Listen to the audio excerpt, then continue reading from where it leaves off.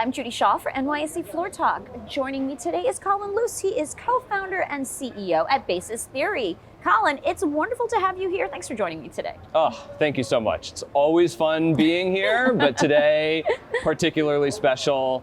Ran into Brian Chesky back there, have a special guest here. You do, it's awesome. Yes. All right, well, I am so looking forward to talking with you right now, but before we do that, just a quick note to our viewers. This interview is for informational purposes only. The NYSE doesn't recommend any investments or investment strategies.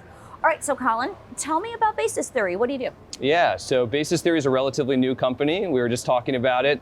Started the business a little over 2 years ago. It was a fairly intensive build, but we got it done, and we've been in market now servicing our customers for a little over a year. We have about 100 customers, thousands of developers playing around on the platform, and we have the luxury now to be able to talk about our product from the purview of our customers, of the developers, and we're starting to talk about it as being a compliance engineering platform, right? And our customers view us as a very natural extension to their existing cloud resources, but this safe, secure environment where they can receive sensitive data, store that data, interact with that data, share that data, and it's just compliant by default, right? Under the hood, we're taking care of all the nasty stuff, the security mechanisms, encryption, tokenization, the privacy controls, the auditability, the logging, the tracing, everything. It's just abstracted away from our customers, and that's proving to be a huge accelerant to their innovation or their go-to-market. Now, what are some of your primary use cases? So the two biggest use cases for us today are helping companies store and manage credit card data, which is subject to PCI compliance, and also protected health information, which introduces HIPAA compliance scope. That said, we're starting to see more and more use cases and applications around general, personally identifiable information, and that's not a surprise to us, right? We started this business by looking around the corner and seeing this tsunami of regulatory pressure coming from these local privacy regimes, whether it be about data residency, data sovereignty, a consumer's right to be forgotten, all these different aspects. And we knew that companies were going to be forced to have a more proactive approach to managing all this. Otherwise, innovation's gonna die, right?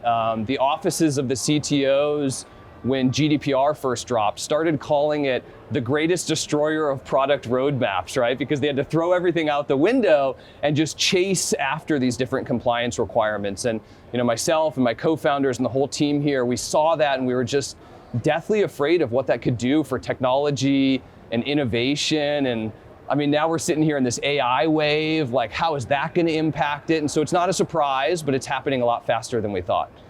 And what would you say are the macro trends that are driving these primary use cases? So we just talked about kind of the global privacy landscape. I think the other aspect is, we're in the middle of this banking crisis right now, and it's forcing organizations to take a step back and look at their entire partner ecosystem, both in terms of technology partners, but business partners, and looking for resiliency or lack of redundancy. And payment processing has historically been one of those technologies and partnerships where if you're a digitally native company who got started in the past few years, like you just use Stripe and you grow up with Stripe. And if you're a more legacy established business, you have this long-standing relationship with Chase or whoever's processing your payments. But I think there's a light being shined on the fact that these companies are single-threaded through these one payment processors. And so we're starting to get multiple RFPs around companies wanting to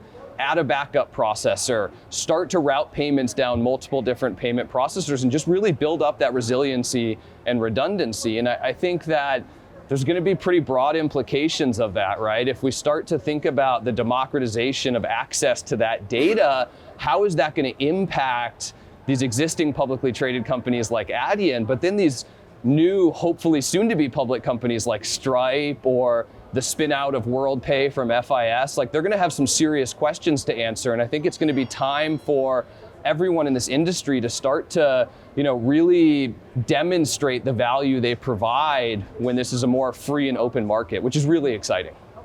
All right, well, Colin, wonderful to talk with you. Thanks for joining me on Floor Talk. Awesome, thanks, Judy.